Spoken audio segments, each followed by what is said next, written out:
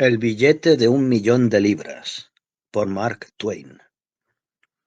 Cuando tenía 27 años, trabajaba como oficinista de un agente de minas en San Francisco y era experto en todos los detalles del mercado bursátil. Me encontraba solo en el mundo, sin nada que me respaldara salvo mi ingenio y una reputación inmaculada, pero estas cualidades me estaban llevando por el buen camino para labrarme una fortuna, y yo me sentía feliz ante esta perspectiva. Era completamente dueño de mi tiempo, después de la junta del sábado por la tarde, y tenía la costumbre de salir a navegar con un pequeño velero por la bahía. En cierta ocasión me aventuré demasiado lejos de la costa y fui arrastrado mar adentro. Cuando empezaba a hacerse de noche y casi había perdido la esperanza, me recogió un pequeño bergantín que se dirigía rumbo a Londres. La travesía fue larga y tempestuosa, y a cambio de mi pasaje me hicieron trabajar como un marinero raso sin paga.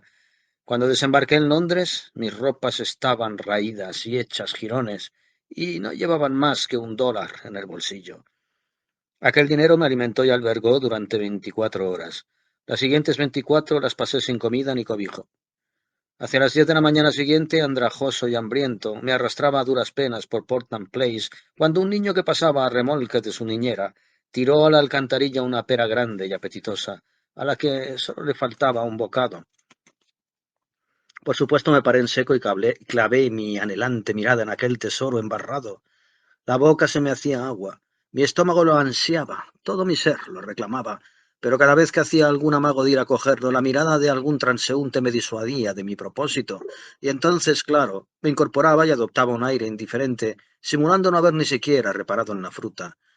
Esto se repitió una y otra vez sin que pudiera llegar a coger la pera. Mi desesperación iba en aumento y estaba ya dispuesto a superar toda vergüenza para hacerme con ella, cuando detrás de mí se abrió una ventana, se asomó un caballero y me dijo: «Entre, por favor». Me abrió la puerta un lacayo de vistosa librea y me condujo a una suntuosa habitación, donde estaban sentados dos ancianos caballeros. El criado se retiró y me pidieron que tomara asiento. Acababan de desayunar, y la visión de los restos del ágape casi me hace perder el tino. A duras penas conseguí contenerme en presencia de aquellos manjares, pero al no ser invitado a probarlos, tuve que soportar mi sufrimiento lo mejor que supe. Pues bien, poco antes había sucedido allí algo de lo que yo no sabía nada hasta muchos días después, pero ¿qué voy a contaros ya? Un par de días antes, los dos viejos hermanos habían sostenido una controversia muy acalorada y habían acordado zanjarla mediante una apuesta, que es la manera inglesa de resolverlo todo. Recordaréis que en cierta ocasión el Banco de Inglaterra emitió 2 billetes de 1 millón de libras esterlinas cada uno, con el propósito especial de ser empleados en alguna transacción pública con un país extranjero. Por un motivo u otro, uno de ellos había hecho servicio y había sido canjeado y anulado. El otro permanecía todavía en los subterráneos del banco. Bien, pues se dio el caso que los hermanos, charlando de ello, llegaron a preguntarse cuál sería la suerte de un extranjero cabalmente honrado e inteligente que anduviese, abandonado por Londres, sin amigo alguno, sin más dinero que aquel billete de 1 millón de libras y sin manera de poder explicar cómo había ido a parar a sus manos. El hermano A dijo que acabaría muriéndose de hambre. El hermano B dijo que no sería así. El hermano A dijo que no podría presentar el billete en un banco ni en ninguna otra parte sin ser arrestado en el acto. Continuaron discutiendo hasta que el hermano B dijo que apostaba 20.000 libras a que el hombre viviría 30 días, fuera como fuese, a costa de aquel billete y sin que lo encarcelaran. El hermano A aceptó la apuesta. El hermano B fue al banco y compró aquel billete. Se portó como un perfecto inglés, como podéis ver, todo a agallas, directo al grano. Luego dictó una carta que uno de sus escribientes copió con hermosa letra redondilla, y los dos hermanos se sentaron junto a la ventana durante todo un día al acecho del hombre apropiado para entregárselo. Vieron pasar muchas caras honradas que no eran lo bastante inteligentes, muchas que eran inteligentes pero que no eran lo bastante honradas, muchas que poseían ambas cualidades pero que no eran lo suficientemente pobres o que, si lo eran, no eran extranjeras. Siempre había algún defecto, hasta que pasé yo. Entonces estuvieron de acuerdo en que yo era el hombre perfecto, así que fui elegido por unanimidad y por esa razón estaba yo allí esperando, sin saber el motivo por el que había sido invitado a entrar. Empezaron a hacerme preguntas sobre mi persona y pronto estuvieron al tanto de mi historia. Finalmente me dijeron que yo era el hombre que cumplía todos los requisitos. Dije que me alegraba de ello muy sinceramente y pregunté de qué se trataba. Entonces uno de ellos me entregó un sobre y me dijo que hallaría la explicación en su interior. Me disponía a abrirlo, pero me dijo que no lo hiciera, que me lo llevara donde me alojara y que allí lo estudiara muy detenidamente, con prudencia y sin precipitarme. Yo estaba totalmente desconcertado y quise saber algo más del asunto, pero se negaron. Así que me marché sintiéndome herido y humillado por haber sido convertido en el blanco de alguna broma de mal gusto, y por otra parte obligado a soportarla, porque no estaba en condiciones de mostrarme agraviado ante las afrentas de gente rica y poderosa. En aquel momento habría cogido la pera y me la habría comido allí mismo, delante de todo el mundo, pero ya no estaba. Era lo que había perdido en aquel infortunado negocio, y la idea no ayudó a suavizar mis sentimientos hacia aquellos hombres. Cuando me alejé lo bastante para no ser visto desde la casa, abrí el sobre y contenía dinero. Huelga decir cómo cambió mi opinión sobre aquella gente. No perdí un solo momento y embutiéndome la nota y el dinero en el bolsillo de mi chaleco, entré en la primera casa de comidas baratas que encontré. Dios mío, cómo comí. Al final, cuando ya no podía más, tomé mi billete y lo desdoblé. Le eché un vistazo y por poco me desmayo. $5 millones. Oh, la cabeza me daba vueltas. Debí de permanecer anonadado y guiñando los ojos ante aquel billete durante más de un minuto antes de poder reponerme. Lo primero que vi entonces fue al dueño del local. Sus ojos permanecían fijos sobre el billete y parecía como petrificado. Su actitud era de veneración con todo su cuerpo y su alma, pero daba la impresión de no poder mover ni manos ni pies. Al momento reaccioné e hice la única cosa racional que podía hacer en una situación así. Le tendí el billete y dije con aire despreocupado: «Tráigame el cambio, por favor». Entonces el hombre recuperó su estado normal y me ofreció 1000 excusas por no poder darme cambio de aquel billete, y ni siquiera pude conseguir que lo tocara. Sentía la necesidad imperiosa de mirarlo, no podía apartar la vista de él. Era como si no pudiera saciar la sed de mirar de sus ojos, pero se abstuvo de tocarlo, como si fuera algo demasiado sagrado para que la pobre arcilla mortal pudiese manejarlo. Lo siento, si hay algún inconveniente, le dije, pero debo insistir. Cámbielo, por favor, no tengo nada más. Pero él dijo que no importaba. Estaba más que dispuesto a aplazar el cobro de aquella minucia para mejor ocasión. Dije que seguramente no volvería por allí durante una buena temporada, pero él dijo que no tenía importancia, que podía esperar, y que además podía pedir cualquier cosa que necesitara, siempre que quisiera, y que podría saldar la cuenta cuando se me antojara. Dijo que esperaba no haber mostrado excesivas confianzas ante un caballero tan rico, tan solo por parecer yo tan alegremente despreocupado, y porque me gustara bromear ante la gente con mi forma de vestir. Mientras estábamos hablando, entró otro cliente y el propietario me indicó por señas que me guardara aquella monstruosidad.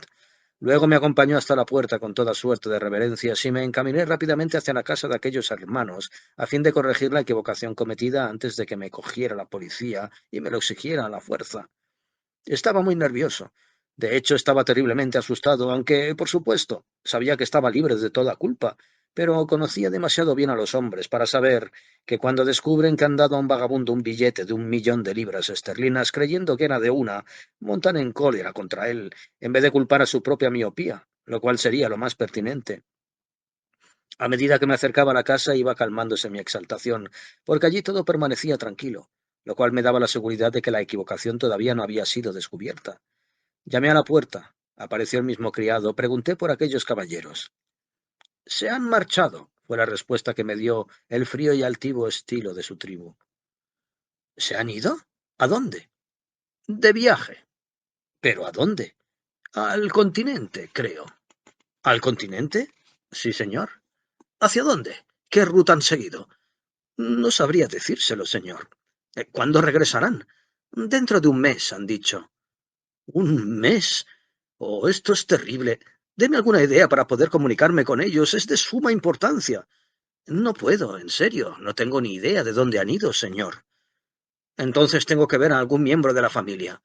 «La familia también está fuera. Hace meses que están por el extranjero, en Egipto y en la India, creo». «Verá, es que se ha cometido una inmensa equivocación. No hay duda de que antes de la noche estarán de regreso. Querrá decirles que he pasado por aquí y que seguiré pasando hasta que todo quede arreglado y que no tienen motivo alguno para alarmarse». «Se lo comunicaré en caso de que regresen, pero no creo que lo hagan. Dijeron que usted volvería a pasar de nuevo por aquí al cabo de una hora para hacer averiguaciones, pero que yo debía decirle a usted que todo estaba bien, que volverían a tiempo y le estarían esperando». Así que desistí y me marché. ¿Qué clase de enigma encerraba todo aquello? Estaba a punto de perder la cabeza. Estarían de regreso a tiempo. ¿Qué quería decir aquello? Ah, tal vez la nota lo explicara. Me había olvidado de la nota. La saqué y la leí. Esto es lo que decía.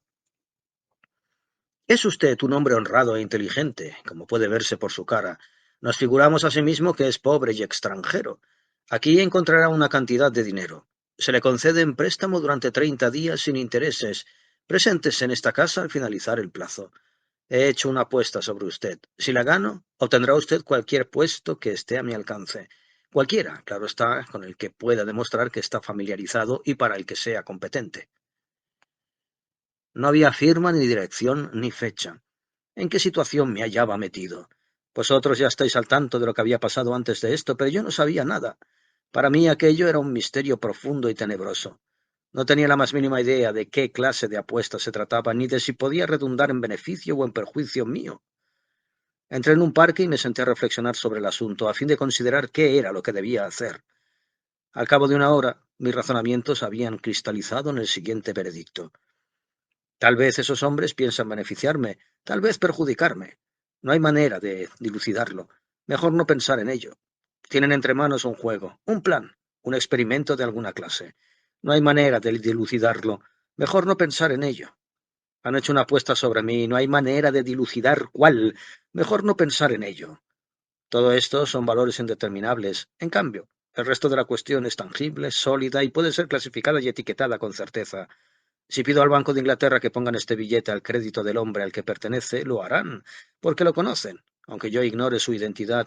Pero entonces me preguntarán cómo es que estoy en posesión del mismo, y si les digo la verdad me encerrarán en el manicomio sin duda, y si miento, acabaré con mis huesos en prisión. Lo mismo ocurriría si lo depositara en cualquier banco o pidiera dinero prestado a cuenta de él. No me queda otra que acarrear con esta inmensa carga hasta que vuelvan esos hombres, tanto si quiero como si no. Es algo completamente inútil para mí, tan inútil como un puñado de cenizas, y aun así debo cuidarlo y vigilarlo mientras mendigo para poder vivir. No puedo desprenderme de él, aunque lo intentara, porque ningún ciudadano honrado ni ningún maleante lo aceptaría, ni se mezclaría en algo así a ningún precio. Aquellos hermanos habían guardado bien las espaldas. Incluso si perdiera el billete o lo quemara, seguirían estando a salvo porque podrían suspender el pago y el banco se haría cargo de todo. Pero entre tanto yo tengo que sufrir esta carga durante todo un mes, sin sueldo ni provecho, a menos que ayude a que se gane la apuesta, sea cual sea, y obtenga el puesto que se me ha prometido. Eso es algo que me gustaría conseguir. Esa clase de hombres siempre tienen a su disposición empleos que merecen realmente la pena. Empecé a darle vueltas y más vueltas a aquel posible puesto laboral. Mis expectativas iban aumentando cada vez más. Sin duda el sueldo sería elevado.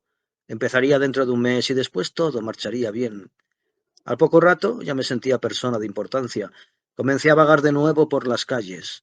La vista de una sastrería despertó en mí un vivo deseo de tirar mis harapos y volver a vestir decentemente. ¿Podría permitírmelo? No, no tenía nada en este mundo salvo 1 millón de libras. Así que me obligué a pasar de largo. Pero al momento ya estaba volviendo sobre mis pasos. La tentación me acosaba cruelmente. Debí de pasar unas 6 veces adelante y atrás frente al escaparate de aquella tienda, sosteniendo en mi interior una viril lucha. Finalmente sucumbí. Tenía que hacerlo. Pregunté si no tendrían algún terno de saldo que hubiese sido rechazado por estar mal cortado u otro motivo. El dependiente al que me dirigí señaló con un movimiento de cabeza a otro sin contestarme. Fui hacia ese, quien a su vez me señaló a otro dependiente, también sacudiendo la cabeza y sin proferir palabra.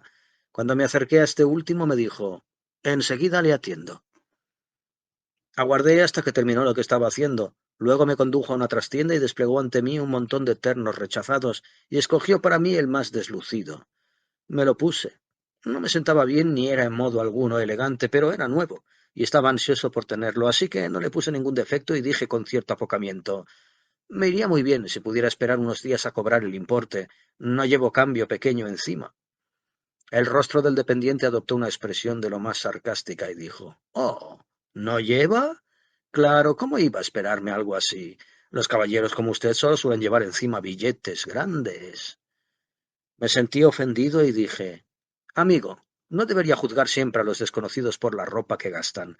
Puedo pagar perfectamente este terno, tan solo deseaba evitarle la molestia de cambiar un billete grande». Al oír estas palabras cambió un poco su actitud y dijo todavía con ciertos humos: No era mi intención ofenderle, pero ya puestos a hacer reproches, podría decirle que se precipita usted al concluir que no dispondremos de cambio para cualquier billete que lleve usted encima. No dude de que podremos. Le entregué el billete y dije, «Oh, muy bien. Perdone usted».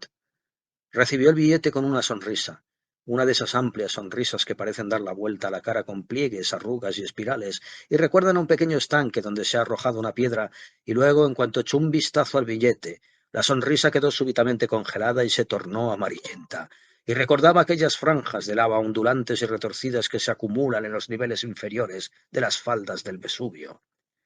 Nunca antes había visto una sonrisa tan rápidamente petrificada y que se perpetuara tanto como aquella. El hombre permaneció allí plantado con el billete en la mano, blanco como el papel, y el propietario de la sastrería se acercó presuroso para averiguar lo que ocurría, diciendo bruscamente, «Bien, ¿qué pasa? ¿Cuál es el problema? ¿Falta algo?» «No hay ningún problema», dije. «Estoy esperando el cambio».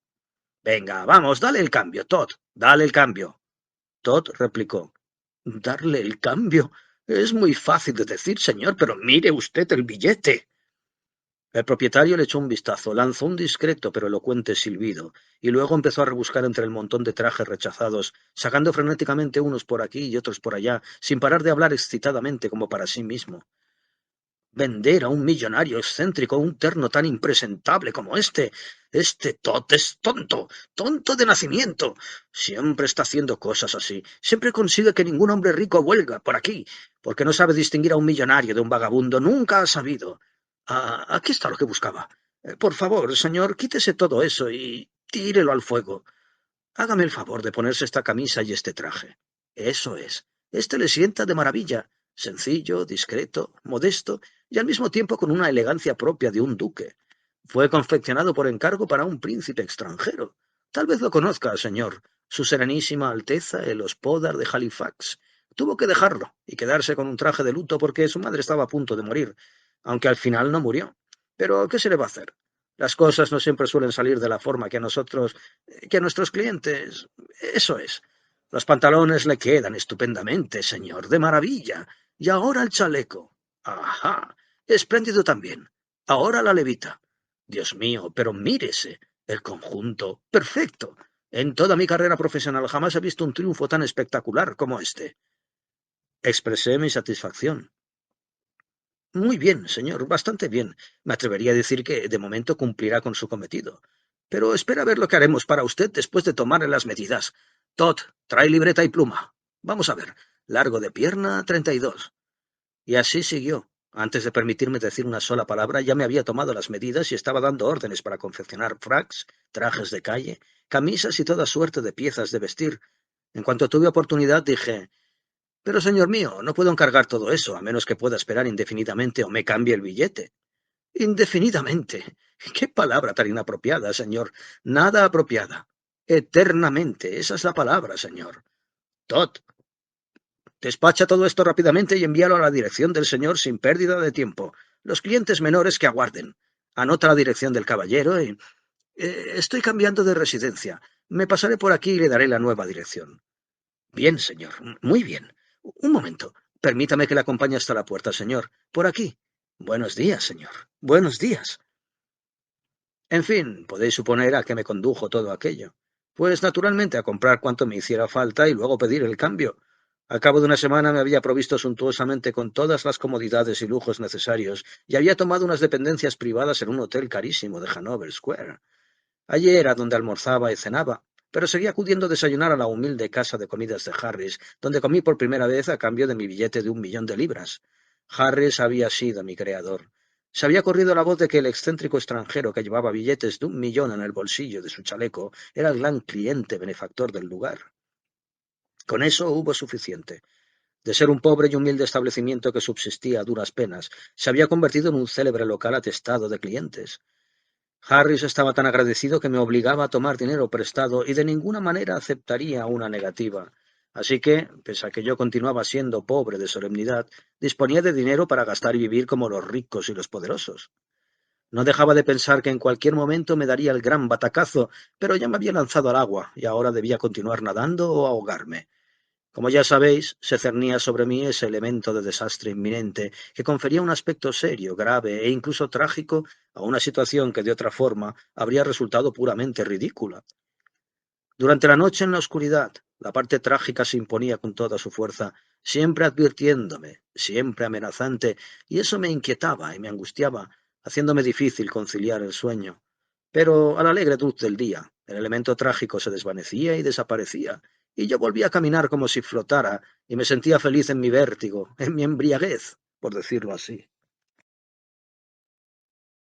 Y era natural, porque me había convertido en una de las celebridades de la mayor metrópoli del mundo, y eso hacía que la cabeza me diera vueltas de forma, cuando menos vertiginosa. No podía coger un periódico, inglés, escocés o irlandés, sin encontrar en él una o más referencias al millonario del bolsillo de chaleco y a sus últimas acciones y palabras. Al principio, cuando me mentaban, mi nombre aparecía siempre al final de la columna de cotilleos de sociedad. Luego me pusieron por encima de los caballeros, luego por encima de los baronets, luego por encima de los baronets y así sucesivamente ascendiendo de una manera constante a medida que aumentaba mi notoriedad, hasta alcanzar la cota más elevada, y allí permanecí, más encumbrado que todos los duques de sangre no real y que todos los eclesiásticos, a excepción del primado de toda Inglaterra. Pero cuidado, aquello no era la fama. Hasta entonces solo había conseguido notoriedad, y por fin llegó el golpe de gracia, el espaldarazo que me armaba caballero, por decirlo así, y que de una vez transmutó la escoria perecedera de la notoriedad en el oro perdurable de la fama. El Punch me hizo una caricatura. Sí, ya era un nombre realizado. Mi fama había quedado asegurada. Podían hacer bromas sobre mi persona, pero de forma reverente, sin hilaridad, sin grosería. En adelante podía ser objeto de sonrisas, no de risas. Ese tiempo ya había pasado. El Punch me caricaturizó todo agitado, vestido con mis harapos y regateando con un bifiter la compra de la Torre de Londres. Bueno, ya os podéis imaginar cómo debía de sentirse un joven en quien antes nadie había reparado y que ahora de repente no podía decir una sola palabra sin que fuese recogida y repetida en todas partes. Que no podía ir a ningún sitio sin oír los velados comentarios que saltaban de boca en boca. ¡Por ahí va! ¡Es él! Que no podía tomar su desayuno sin que una multitud a su alrededor le contemplara, que no podía aparecer en el palco de la ópera sin que el fuego de un millar de gemelos se concentrara sobre su persona. En fin, que estaba inmerso en una situación de gloria continua, ni más ni menos. ¿Sabéis? Yo había conservado mi viejo y harapiento traje, y de vez en cuando salía vestido con él a fin de disfrutar del antiguo placer de comprar bagatelas y ser agraviado, para luego escarnecer al ofensor con el billete de 1 millón de libras. Pero no pude mantener mucho tiempo esa costumbre. Las publicaciones ilustradas hicieron tan familiar el atavío que cuando salía con él era reconocido inmediatamente y me seguía toda una muchedumbre, y si intentaba comprar algo, el tendero me habría ofrecido a crédito toda su tienda antes de poder mostrarle mi billete. Hacia el 10.º día de mi fama fui a cumplir con mi deber para con la bandera, presentando mis respetos al ministro americano. Me recibió con el entusiasmo que merecía mi persona, echándome en cara el haber demorado tanto el cumplimiento de mis deberes, y me dijo que sólo había una manera de conseguir su perdón, y era aceptando el lugar en la recepción de aquella noche que había quedado vacante por la enfermedad de uno de los invitados. Dije que asistiría encantado, y nos pusimos a charlar. Resultó que él y mi padre habían sido compañeros de colegio en la infancia. Más tarde habían estudiado juntos en Yale y siempre habían sido íntimos amigos hasta la muerte de mi padre. Así que me pidió que acudiera a su casa siempre que dispusiera de tiempo libre y yo le dije que naturalmente lo haría con mucho gusto. De hecho, era algo que no solo me complacía, sino que me alegraba. Cuando se produjera el desastre, él podría de alguna manera salvarme de la destrucción total. No sabía cómo podría hacerlo, pero tal vez se le ocurriría algo. A aquellas alturas no podía arriesgarse a descubrirle mi secreto, algo que debería haber hecho mucho antes, al principio de mi impresionante carrera en Londres. Pero ahora ya no podía correr ese riesgo. Estaba demasiado metido en ello, hasta el fondo, como para arriesgarme a hacer tales revelaciones a un amigo tan reciente. Sin embargo, según mis cálculos, no me había metido hasta un fondo tan profundo que estuviera más allá de mis posibilidades. Porque, sabéis, a pesar de todos los préstamos recibidos, me estaba manteniendo cuidadosamente dentro de lo que permitían mis medios. Esto es, dentro de mi sueldo. Naturalmente, yo no podía saber cuál iba a ser mi sueldo, pero sí tenía una base suficiente para hacer la siguiente estimación. Si ganaba la apuesta, Podría elegir el puesto que quisiera, tal como me había ofrecido aquel acaudalado anciano, siempre que demostrara mi competencia, y en cuanto a eso no tenía ninguna duda. Y con respecto a la apuesta, no me preocupaba en absoluto. Siempre he sido un hombre afortunado. Pues bien, yo calculaba que mi sueldo sería de 600 a 1000 libras al año, es decir, 600 el primer año, que irían aumentando año tras año, hasta que, por méritos propios, alcanzase la cifra del millar. Hasta ese momento solo debía el sueldo de mi primer año. Todo el mundo había intentado prestarme dinero, pero yo había rechazado a la mayoría con un pretexto u otro. Así que mi deuda ascendía solo a 300 libras en préstamos y dedicaría las 300 restantes a mi manutención y las compras necesarias. Estaba convencido de que el sueldo de mi segundo año cubriría las deudas en préstamos que pudiera acumular hasta el final de ese mes, siempre que continuara siendo prudente y evitara despilfarros, lo cual me proponía hacer con toda rectitud. Una vez finalizado el mes, cuando mi futuro patrón regresara de su viaje, las cosas volverían a la normalidad porque asignaría inmediatamente la parte correspondiente del sueldo de los 2 primeros años a mis acreedores, por traspaso bancario, y me aplicaría seriamente a mi trabajo. Fuimos 14 los comensales en aquella encantadora recepción. El duque y la duquesa de Shoreditch y su hija Lady Anne Grace Eleanor Celeste, y tal y cual de Bourne. El conde y la condesa de Newgate, el vizconde Cheapside, Lord y Lady Blatherskite, algunos hombres y mujeres sin título, el ministro, su esposa y su hija, y una amiga invitada de esta, una muchacha inglesa de 22 años llamada Portia Langham, de quien me enamoré a los 2 minutos y quien también se enamoró de mí. No necesitaba lentes para verlo. Hubo también un convidado más, un americano, pero me estoy adelantando un poco a mi historia. Mientras la gente se encontraba todavía en el salón abriendo boca para la cena y observando fríamente a los últimos recién llegados, el criado anunció: «El señor Lloyd Hastings». Una vez terminadas las cortesías de rigor, Hastings se percató de mi presencia y vino hacia mí con la mano cordialmente tendida. En el momento en que iba a estrechar la mía, se detuvo en seco y dijo con expresión azorada: «Perdone, señor, creí que le conocía». «Oh, y me conoce, viejo camarada». «No, ¿no es usted el, el monstruo del bolsillo de chaleco?» «Sí, lo soy. No tenga miedo de llamarme por mi apodo. Ya estoy acostumbrado a ello». «Bueno, bueno, bueno, qué sorpresa. 1 o 2 veces he visto su nombre junto al apodo, pero jamás se me ocurrió que usted podría ser el Henry Adams al que hacían referencia. Vaya, no hace ni 6 meses que estaba usted trabajando como empleado a sueldo de Blake Hopkins en San Francisco y haciendo horas extras por las noches para ganar algo más de dinero ayudándome a ajustar y comprobar las cuentas y estadísticas de la Gold and Curry Extension. Y ahora está usted en Londres, convertido en un gran millonario y en una celebridad colosal. Oh, vamos, parece algo salido de las 1001 noches. Hombre, entiéndalo, cuesta mucho de asimilar. Deme algo de tiempo para que este torbellino se calme dentro de mi cabeza. Lo cierto, Lloyd, es que tampoco yo estoy mucho mejor que usted. También a mí me cuesta mucho comprenderlo. Oh, Dios, es algo tan asombroso, ¿verdad? Vaya, precisamente hoy hace 3 meses que fuimos al restaurante Miners. No, al What Cheer. Cierto, el What Cheer.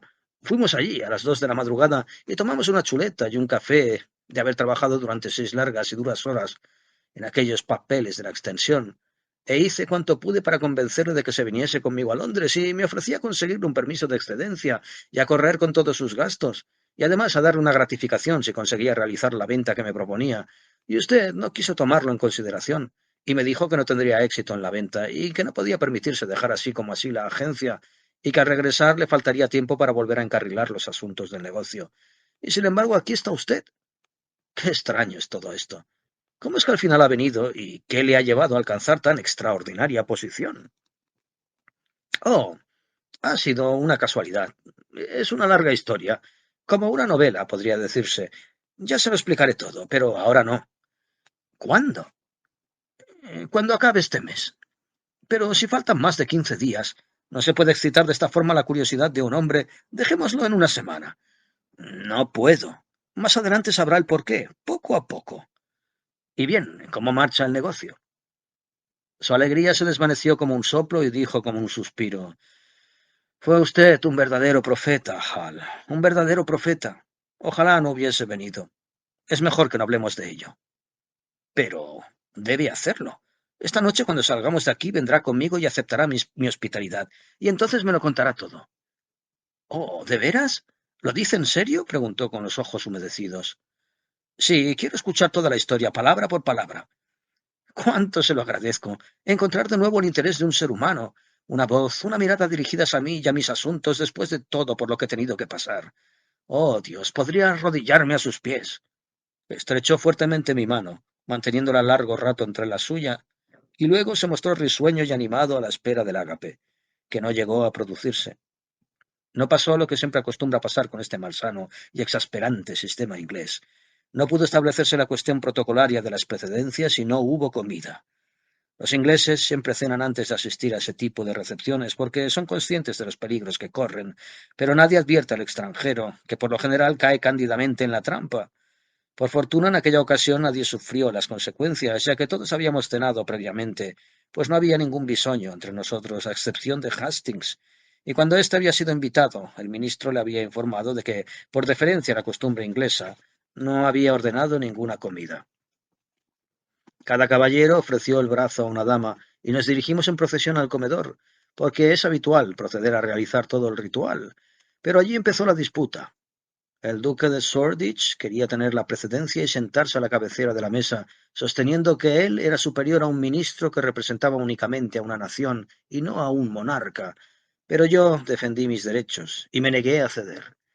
En las columnas de sociedad yo estaba por encima de todos los duques que no fueran de sangre real, y así lo manifesté, y por esa razón reclamé para mí la precedencia.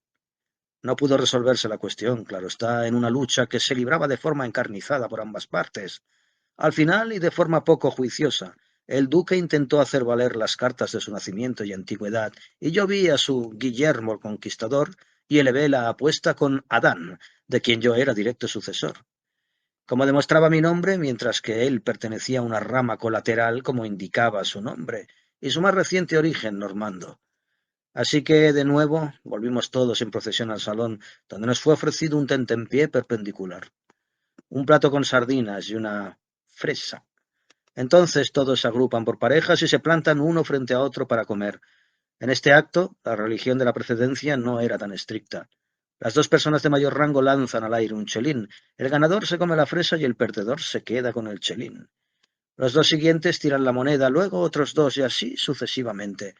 Tras el refrigerio, se dispusieron varias mesas y todos jugamos a cribbage, a 6 peniques la partida. El inglés nunca juega por diversión. Si no puede ganar o perder algo, tanto da una cosa como otra. No jugará.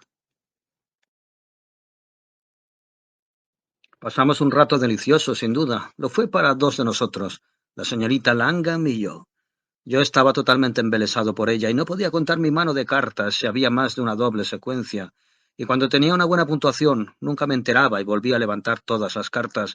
Y sin duda habría perdido todas las partidas, de no ser porque a ella le ocurría exactamente lo mismo, ya que se encontraba en mi misma situación. ¿Comprendéis? Y por tanto, ninguno de los dos conseguíamos ganar una partida, ni tampoco nos extrañaba que así fuera. Tan solo sabíamos que éramos felices y no queríamos saber nada más, y tampoco que nadie nos interrumpiera. Y yo le dije, sí, lo hice. Le dije que la amaba. Y ella, bueno, ella se sonrojó, hasta la punta del cabello, pero le gustó. Sí, dijo que le gustaba.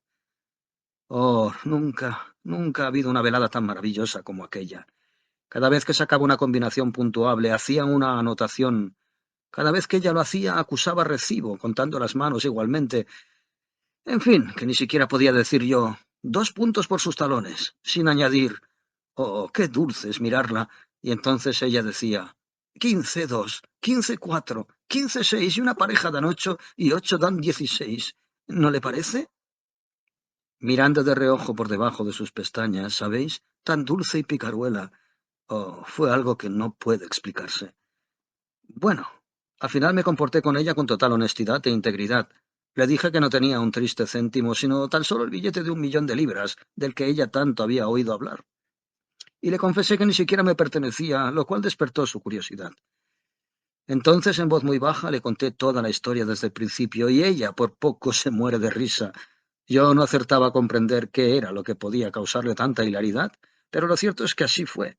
A cada nuevo detalle que le explicaba, ella se desternillaba de tal modo, con una risa tan estrepitosa, que yo me veía obligado a detenerme al menos durante minuto y medio para darle tiempo a recobrar el aliento. Sí, se rió hasta que ya no le quedaban fuerzas, como nunca había visto reír. Cuando menos, nunca antes había visto que escuchar una historia tan desgraciada, la historia de las penas, tribulaciones y miedos de una persona, pudiese producir aquel efecto. Así que aún la amé más por aquello, viendo que alguien podía mostrarse tan alegre cuando no había ningún motivo para ello, porque pronto necesitaría una mujer así, ¿comprendéis? Dado el rumbo que iba a tomar las cosas. Por supuesto, le dije que tendríamos que esperar un par de años hasta que yo pudiera percibir mi sueldo, pero a ella no parecía importarle. Tan solo esperaba que pusiera el mayor cuidado posible en materia de gastos y que no permitiera que la deuda aumentara poniendo en peligro el sueldo del tercer año. Luego empezó a mostrar cierta preocupación y me preguntó si no estaría incurriendo en algún error de cálculo al establecer la retribución del primer año en una cifra más elevada de la que en realidad percibiría. Su observación tenía mucho sentido y me hizo sentir algo menos confiado de lo que había estado hasta entonces, pero aquello me dio una buena idea para negociar y se la expuse abiertamente. Portia, querida, ¿le importaría acompañarme el día en que tenga que encontrarme con esos ancianos caballeros? Ella pareció amilanarse un poco, pero dijo, no, si mi presencia puede ayudarle a infundirle valor, pero ¿cree usted que será pertinente? No, no lo sé. De hecho, me temo que no lo sea, pero verá, hay tantas cosas que dependen de esa visita que... Entonces iré, pase lo que pase, sea o no pertinente, exclamó ella con dulce y generoso entusiasmo. Oh, seré tan feliz pensando en que le estoy ayudando. ¿Ayudarme, querida? Pero si usted lo hará todo. Es tan hermosa, tan adorable, tan radiante de triunfo, que con usted allí podré hacer que nuestro sueldo aumente hasta arruinar a esa buena y anciana gente, sin que ellos tengan valor para oponer resistencia. Ah, deberías haber visto cómo la sangre inundó aquel rostro ruborizado y cómo sus ojos resplandecieron de felicidad. Adulador perverso. No hay una sola palabra de verdad en cuanto dice, pero aún así le acompañaré. Tal vez eso le enseñará a no esperar que los demás vean las cosas con los mismos ojos que usted. ¿Se disiparon mis dudas? ¿Recuperé la confianza? Podréis juzgarlo a raíz de este hecho. En ese momento, para mis adentros, elevé el sueldo del primer año a 1.200 libras, pero no se lo dije a ella. Me lo reservé para darle una sorpresa. Durante todo el camino de regreso estuve en las nubes. Hastings hablaba, pero yo no escuchaba una palabra de cuanto decía. Cuando entramos en el salón de mis aposentos, él me devolvió a la realidad con su exultante apreciación de mis numerosos lujos y comodidades. Déjeme contemplar un momento todo esto hasta saciarme. Por Dios, es un palacio, un auténtico palacio. Y en él hay todo cuanto se puede desear, incluyendo un agradable fuego de carbón y un delicioso refrigerio aguardándonos. Henry, todo esto no solo me hace darme cuenta de lo rico que es usted, sino que me hace darme cuenta hasta lo más profundo de mi ser, hasta la médula de lo pobre que soy yo. Ah, qué pobre, miserable, derrotado, hundido, destruido. Maldita sea mi estampa. Aquel lenguaje me dio escalofríos. Me asustó terriblemente y me hizo comprender que me encontraba sobre una finísima superficie de apenas media pulgada y que debajo de mí se abría un inmenso cráter. Yo no sabía que había estado soñando. Mejor dicho, me había dejado llevar por mis ensoñaciones durante un buen rato, pero ahora, oh Dios, profundamente endeudado, sin un miserable céntimo, con la felicidad o la desgracia de una hermosa doncella en mis manos, y sin nada en perspectiva salvo un sueldo que tal vez nunca, oh nunca, llegaría a materializarse. Ah, estaba perdido irremisiblemente. Nada podría salvarme. Henry, los réditos más miserables de sus ingresos diarios podrían... ¡Oh, mis ingresos diarios! Venga, probemos este whisky y alegremos el alma. Ah, no, tiene hambre. Tome asiento y... No, no, no podría probar bocado, no me entra. Llevo unos días en que no puedo comer nada, pero beberé con usted hasta caer al suelo. Adelante. Barril tras barril, estoy con usted. ¿Preparado? Vamos allá. Y ahora, Lloyd, empieza a desgranar su historia mientras yo voy sirviendo las bebidas. ¿Desgranar? ¿Cómo? ¿Otra vez? ¿Otra vez? ¿Qué quiere decir? Pues que si quiere volver a escucharlas de nuevo. ¿Escucharla de nuevo? Esto no hay quien lo entienda. Espere, no tome ni una gota más de ese líquido. No lo necesita. Mire usted, Henry, me está alarmando. ¿Acaso no le he contado ya toda la historia de camino hacia aquí? ¿Usted? Sí, yo. Que me aspen si he escuchado una sola palabra. Henry, esto es algo muy serio. Empieza a preocuparme. ¿Qué ha tomado en casa del señor ministro? En ese momento un fogonazo iluminó mi entendimiento y tuve que reconocer mi culpa como un hombre. He tomado a la muchacha más encantadora del mundo como prisionera.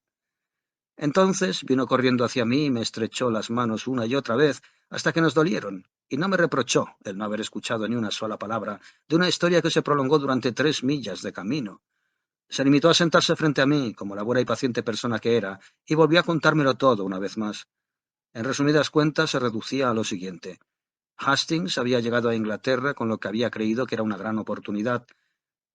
Presentar una opción de venta de las acciones de la Gold and Curry Extension a favor de los concesionarios de la mina, quedando para él todo el dinero que pudiera sacar a partir del $1.000.000 exigido.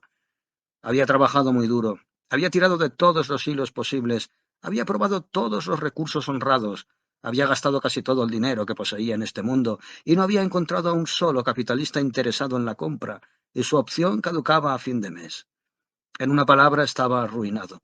Entonces se levantó de repente y exclamó: «Henry, usted puede salvarme. Usted puede salvarme, y es el único hombre en el mundo que puede hacerlo. ¿Lo hará? ¿Verdad que lo hará?» «Dígame cómo. Explíquese, amigo». «Entrégueme 1 millón y el pasaje a mi país a cambio de mi opción.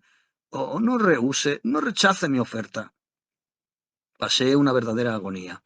Estuve a punto de dejar escapar las fatales palabras: «Lloyd, yo también soy pobre de solemnidad, sin un miserable penique, y además totalmente endeudado».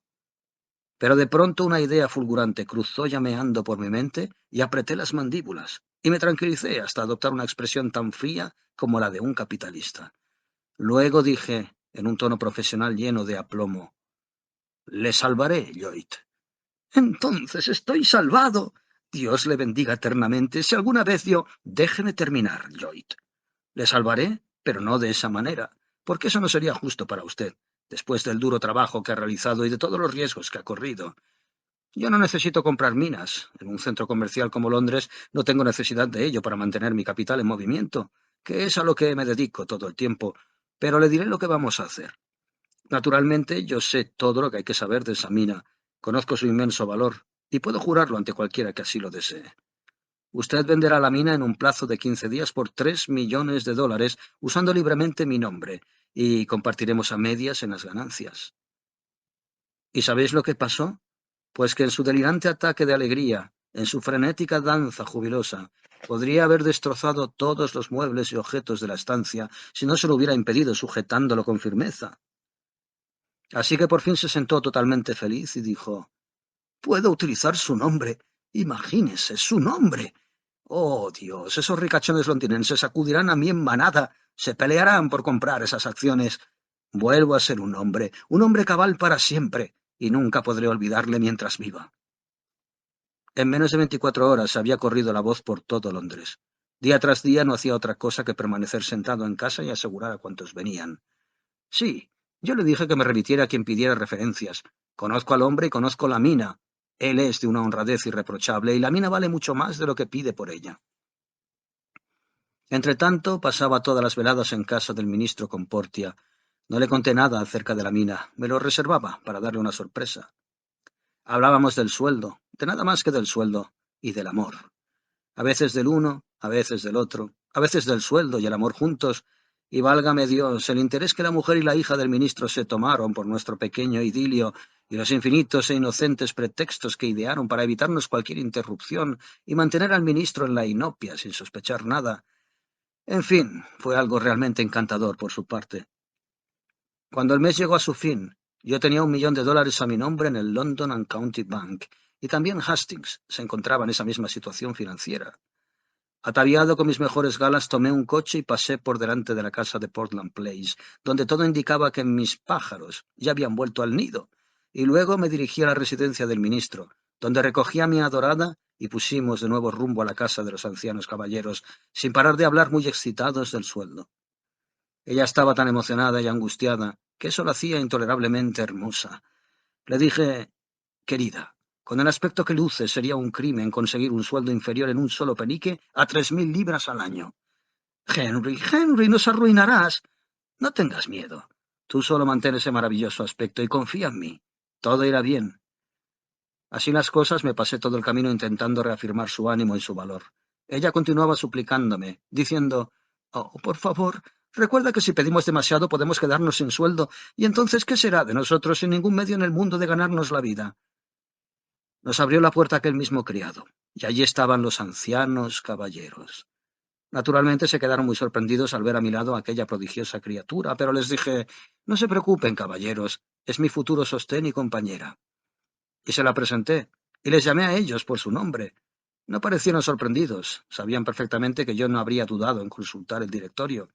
Nos ofrecieron asiento, y fueron muy corteses conmigo y muy solícitos con ella, procurando aliviar su turbación, haciéndola sentir muy a gusto en todo momento.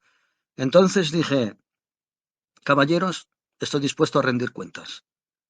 «Nos complace oírlo», dijo el que era mi hombre, «porque ahora podremos decir sobre la apuesta que hicimos mi hermano Abel y yo. Si ha logrado que yo la gane, obtendrá usted cualquier puesto que esté a mi alcance. ¿Tiene el billete de 1 millón de libras? Aquí está, señor». Y se lo entregué. «¡He ganado!», exclamó palmeando alegremente la espalda de Abel. «Vamos, hermano, ¿qué me dices ahora?» «Digo que él ha sobrevivido y que yo he perdido 20.000 libras. Nunca lo hubiera creído». «Tengo además que informarles de algo», dije, «y por extenso. Me gustaría que me permitieran volver pronto a fin de poder detallarles la historia de todo lo que me ha ocurrido este mes. Les prometo que vale la pena escucharla. Entre tanto, miren esto». «Pero válgame Dios, un certificado de depósito por valor de 200.000 libras. ¿Es suyo?» «Mío. Lo he ganado en 30 días de juicioso uso de este pequeño préstamo que me hicieron, y tan solo lo utilicé para comprar minucias y ofrecer siempre el billete para que me lo cambiasen». «Vamos, hombre, eso es asombroso e increíble». «No importa, se lo demostraré. No tienen por qué dar crédito a mis palabras sin las pruebas suficientes». Pero ahora fue Portia la que se quedó atónita. Sus ojos se abrieron desmesuradamente y dijo, «Henry, ¿es realmente tuyo ese dinero? ¿Me has mentido?» «Lo he hecho, querida, pero me lo perdonarás, lo sé». Ella esbozó un mohín de enfado y dijo, «No estés tan seguro de ello. Ha sido muy desagradable por tu parte engañarme de ese modo». «Ah, ya se te pasará, cariño, ya se te pasará. Solo lo hice para divertirnos un poco. Venga, vámonos». «Pero esperen, esperen. Su empleo, ya sabe». «Quiero ofrecerle un empleo», dijo mi hombre. «Bueno», repuse, «le quedo profundamente agradecido, pero en realidad no necesito ninguno». «Pero podría elegir el mejor puesto que esté a mi alcance». «De nuevo le doy las gracias de todo corazón, pero ni siquiera ese necesito». «Henry, me avergüenzo de ti. No demuestras ni la mitad del agradecimiento que merecería este buen caballero. ¿Puedo hacerlo en tu nombre?» «Claro, querida, si crees que puedes mejorarlo, veamos cómo lo haces». Ella se dirigió hacia mi hombre, se sentó en su regazo, le rodeó el cuello con el brazo y le plantó un beso en la misma boca. Entonces los dos ancianos caballeros estallaron en grandes carcajadas, pero yo me quedé anonadado, como petrificado. Portia dijo, «Papá, ha dicho que no hay ningún empleo a tu disposición que él pueda aceptar, y eso me duele tanto como si...» «Querida mía, ¿este señor es tu padre?» «Sí, es mi padrastro, y el más querido que jamás haya existido. ¿Comprendes ahora por qué me reí tanto en casa del ministro cuando, sin conocer mi parentesco, me contaste cuántos problemas y preocupaciones te estaba causando el plan urdido por papá y tío Abel?» Por supuesto, en ese momento decidí tomar la palabra. Me puse muy serio y fui directamente al grano. «Oh, mi muy querido señor, me gustaría retirar lo que acabo de decir. Tiene usted un puesto vacante que sí quiero». «Dígame cuál». «El de yerno». «Bueno, bueno, bueno, pero, sabe, si nunca ha ejercido en calidad de tal, sin duda no podrá proporcionarme las recomendaciones de rigor que satisfagan las condiciones del contrato, y entonces, póngame a prueba. Oh, hágalo, se lo ruego. Solo póngame a prueba durante 30 o 40 años, y sí. Ah, de acuerdo, muy bien. No pide mucho, así que puede llevársela». ¿Que si fuimos felices? No existen palabras en el diccionario más voluminoso para describirlo, y cuando 1 o 2 días más tarde Londres se enteró de la historia completa de mis aventuras con el billete durante aquel mes, fue la comidilla de toda la ciudad y nos divertimos mucho con ello. Pues sí. El papá de mi querida Portia devolvió aquel billete que brindaba tantas amistades y abría tantas puertas al Banco de Inglaterra, donde fue ingresado en caja. Entonces el banco lo canceló y se lo obsequió al caballero, quien nos lo entregó como regalo de boda, y desde entonces siempre ha colgado debidamente enmarcado en el lugar más sagrado de nuestra casa, porque él me dio a mi Portia. De no ser por él, no me habría quedado en Londres, no habría acudido a la recepción del ministro y nunca la habría encontrado. Y por eso siempre digo, sí, como puede ver, es de 1 millón de libras, pero no hizo más que una sola compra en su vida, y con ella consiguió el artículo por solo una décima parte de su valor. Mark Twain, 1893.